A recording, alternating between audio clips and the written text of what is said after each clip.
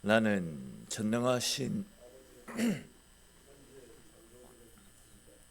나는 그의 유일하신 아들 우리 주 예수 그리스도를 믿습니다. 그는 성령으로 잉태되어 동정녀 마리아에게서 나시고 본디오 빌라도에게 고난을 받아 십자가에 못 박혀 죽으시고 장사된 지 사흘 만에 죽은 자 가운데서 다시 살아나셨으며 하늘에 오르시어 전능하신 아버지 하나님 우편에 앉아 계시다가 거기로부터 살아있는 자와 죽은 자를 심판하러 오십니다.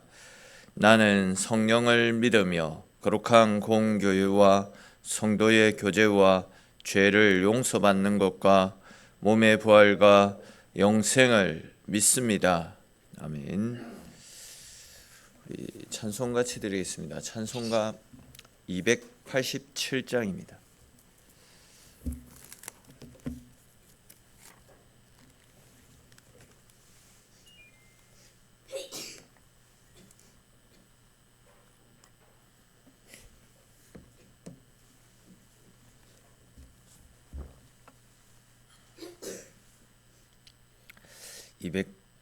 287장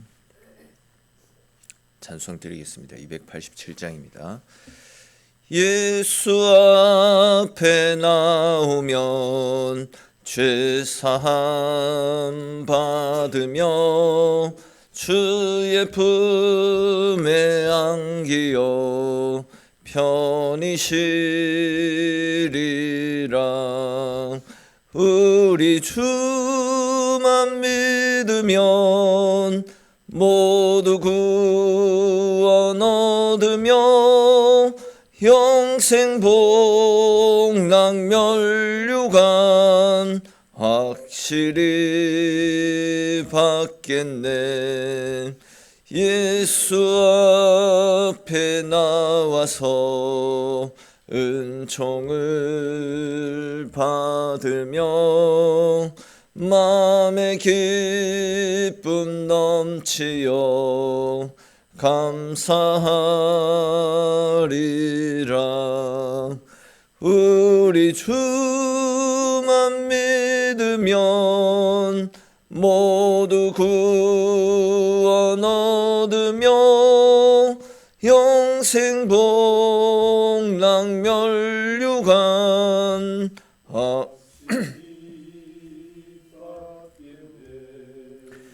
예수 앞에 설 때에 흰 옷을 입으며 밝고 빛난 내 집에 길이 살리라.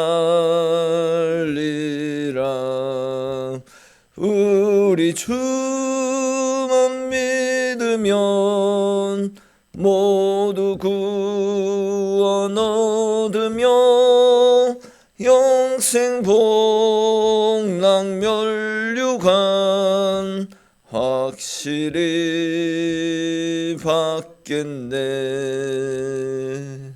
아멘. 오늘 우리 함께 나눌 말씀 보겠습니다. 오늘 말씀은 요한복음 2장 13절에서 25절까지 말씀입니다.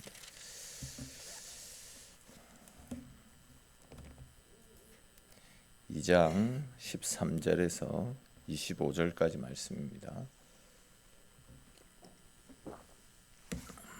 우리 한 절씩 읽고 25절은 같이 읽겠습니다. 유대인의 유월절이 가까운지라 예수께서 예루살렘으로 올라가셨더니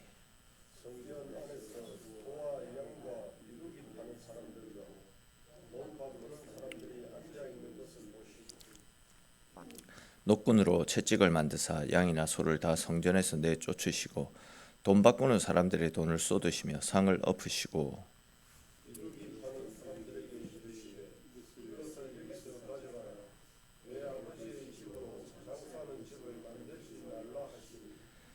제자들이 성경 말씀에 주의 전을 사모하는 열심히 나를 삼키리라 한 것을 기억하더라.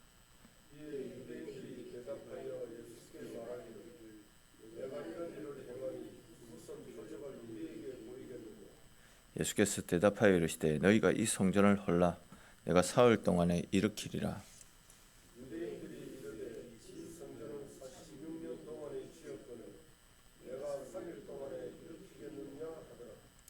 그러나 예수는 성전된 자기 육체를 가리켜 말씀하신 것이라.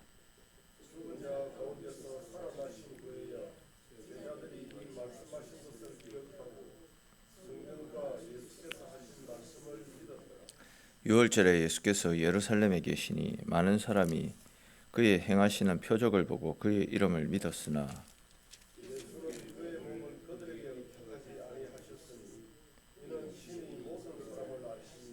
같이 읽겠습니다. 또 사람에 대하여 누구의 증언도 받으실 필요가 없었으니 이는 그가 친히 사람의 속에 있는 것을 아셨음이니라. 아멘. 오늘 본문 말씀 역시도 우리가 너무나도 잘 알고 있는 말씀 중에 하나입니다.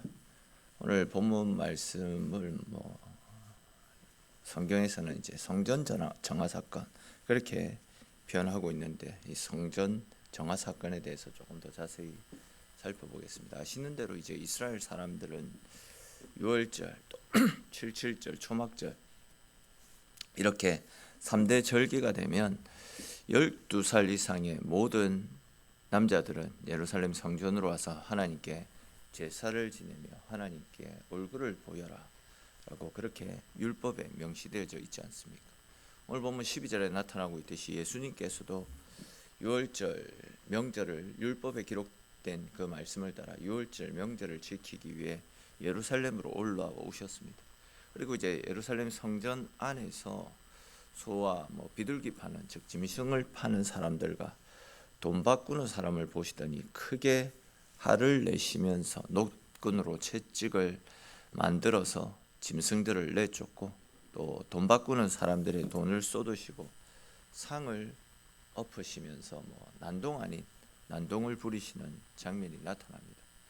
지금 성전 안에서 난동을 부리고 있는 예수님의 모습만을 보게 되면 오늘 날로 표현할 때 진상고객 아니면 민폐고객 이런 행동처럼 보일 수도 있을 것입니다. 그러나 우리는 이렇게 난동을 부리고 있는 예수님의 어떤 겉모습만을 볼 것이 아니라 예수님께서 왜 이렇게 화를 내셨고 왜 이렇게 짐승을 내쫓으시고 돈을 쏟으시고 물건 파는 사람들의 상을 엎으시는 이런 행동을 하셨을까?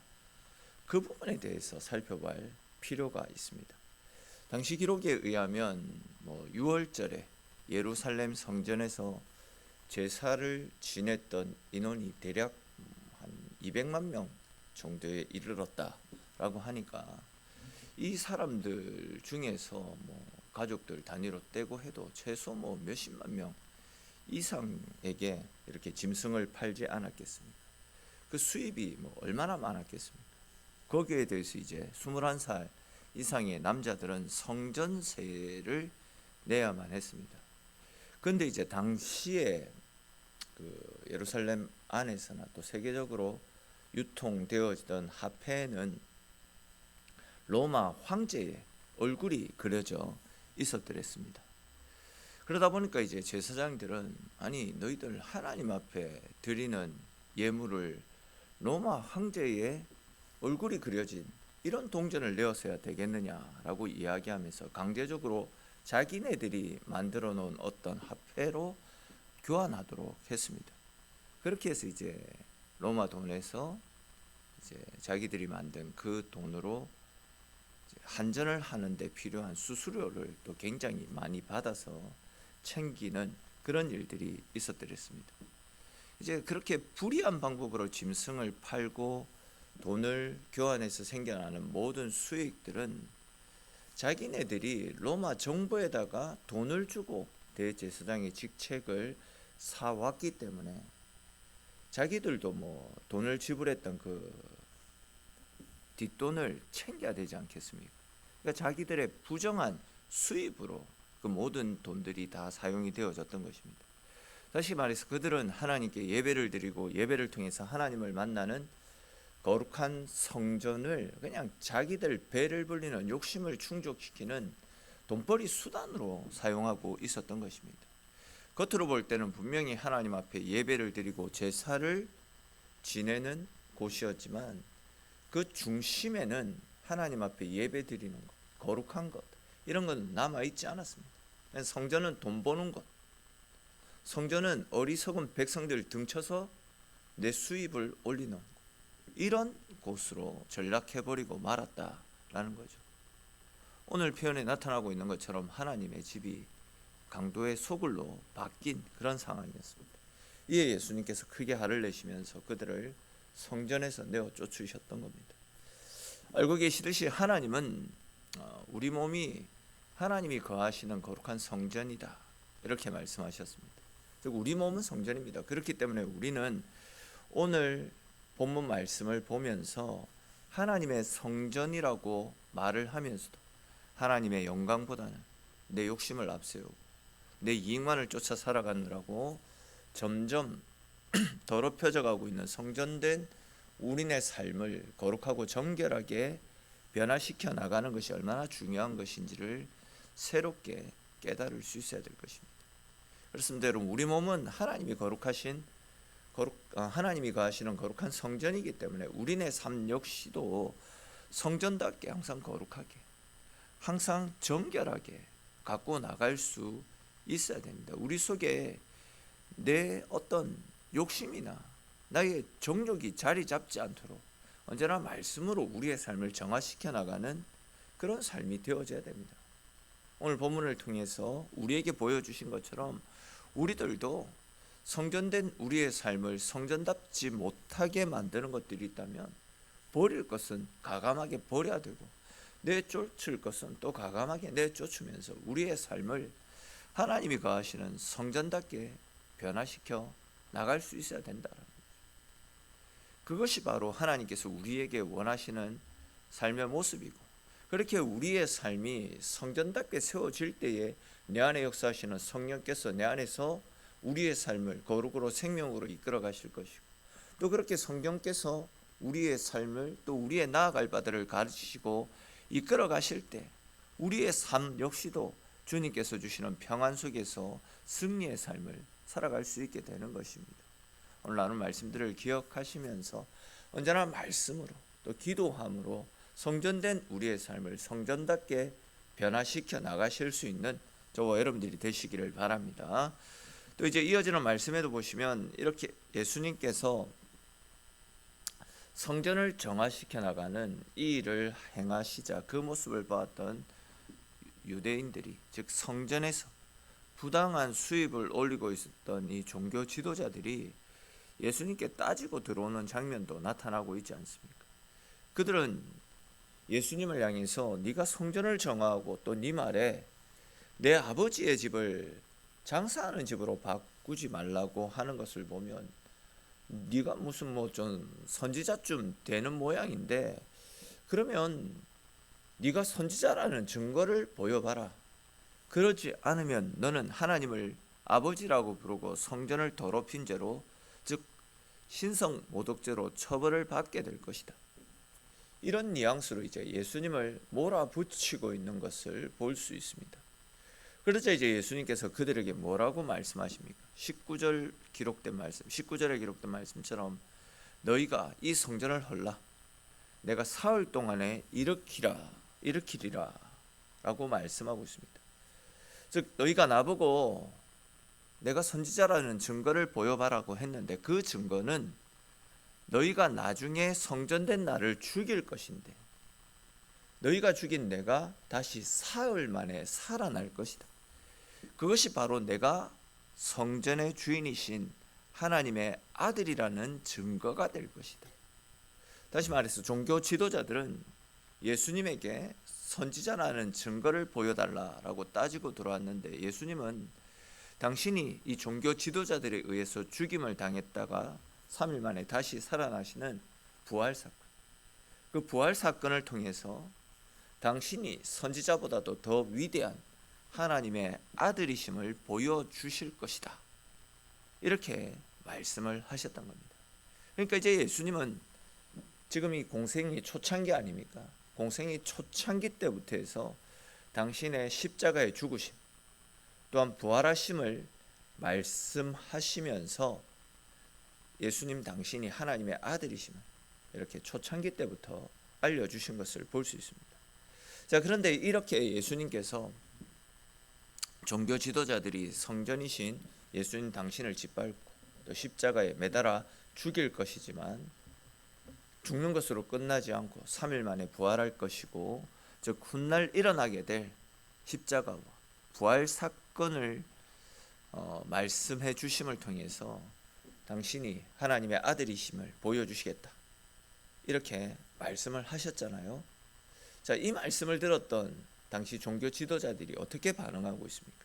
20절에 기록된 말씀처럼 우리가 왜 46년간이나 지어 올렸던 이 성전을 허물어 버리겠느냐, 또 지가 뭐라고 46년간이나 지어 올린 이 성전을 3일 만에 다시 짓겠다라고 말하는 거냐, 이거 완전히 진짜 미친놈 아니가, 이런 반응을 지금 보이고 있습니다. 그러니까 이제 21절에서 말씀하고 있듯이 예수님은 지금 성전이신 자신의 몸을 가리켜서 자신이 십자가에서 죽으시는 일과 또한 죽었다가 다시 부활하시는 그 사건을 통해서 예수님 당신이 하나님의 아들이심을 보여주시겠다. 예수님은 분명히 훗날 일어날 당신의 죽음과 부활 사건을 계시적으로 가르쳐 주신 말씀인데, 종교 지도자들은 예수님의 이 말씀을 지금 이해하지 못하고 있는 겁니다. 이해하지 못한 채 예수님에 대해서 46년간이나 짓고 있는 이 헤롯 성전을 헐어버리고 3일 만에 다시 짓겠다라고 말하는 정신나간 미친놈으로 취급해버리고 있는 겁니다. 사실 이 말씀은 예수님께서 계시적으로 하신 말씀이라서 복잡하고 이해하기 힘든 부분입니다. 당시 사람들의 관점으로서는 이거는 이해가 되지 않는 말씀임에는 분명한 사실입니다. 그러나 우리는 이렇게 복잡하고 신학적인 이야기는 내려놓고 이 말씀을 통해서 예수님께서 당시의 종교 지도자들에게 또 지금 이 시대를 살아가고 있는 우리들에게 하시고자 하는 말씀이 무엇이었는지 그 부분에 대해서 이해할 필요가 있습니다. 제가 몇 번 말씀을 드렸던 기억이 있는데, 이 성전은 헤롯이, 당시 유대의 왕이었던 헤롯이 자기에게 적대적이었던 유대인들의 마음을 얻기 위해서, 즉 자기의 정치적인 기반을 든든하게 세워가기 위해서 가난한 가부가 가지고 있던 그 마지막 남은 생활비까지도 빼앗아서 강제적으로 짓고 있는 성전 아닙니까? 오늘 본문에서는 지금 이 성전이 46년째 지어지고 있다, 이렇게 말씀하고 있는데, 이 성전은 80년 동안 지어져서 완성이 됩니다. 그러니까 지금도 짓고 있는 과정이다라는 것이죠. 근데 성전은 무엇입니까? 앞에서도 한번 언급했듯이 하나님께 예배드리는 곳입니다.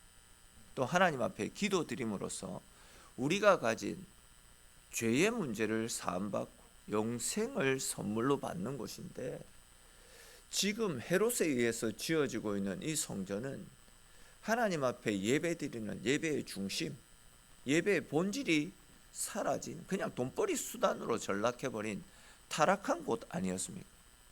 돈을 벌어가지고 대제사장이 로마에 뇌물로 바쳤던 그 돈을 다시 채우기 위한 수단이 되어버렸고, 또 헤롯의 자기 정치적 입지를 든든히 세우기 위한 정치적인 목적으로 바뀐 지 오래된 성전이었습니다. 예수님의 말씀처럼 성전이 성전이 아니라 강도의 소굴로, 정치적인 수단으로, 돈벌이 수단으로 바뀌어 버렸던 겁니다. 이 예수님께서는 훗날 이런 성전은 다 허물어 버릴 것이다.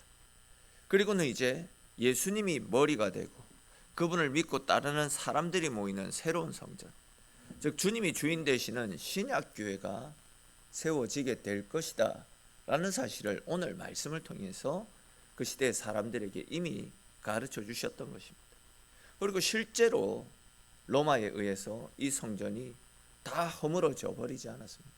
그리고 또 실제로 예수님이 머리가 되어지는 신약교회의 성전이 오순절 성령 강림 사건을 통해서 실제로 교회가 세워지지 않았습니다.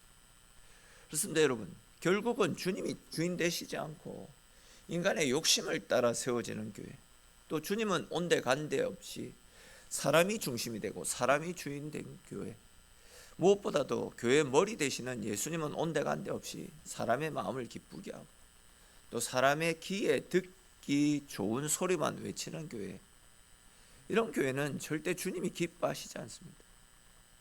그렇기 때문에 우리는 외형적으로 아름답고 삐까번쩍한 그런 예배당을 짓기 위해서 힘쓰기보다도 성전된 우리 한 사람 한 사람이 예수님을 주인으로 모시고 예수님 앞에서 바른 삶을 살아가고 있는지 우리 내면을 바르게 세워가는 일에 더욱더 힘써야 됩니다.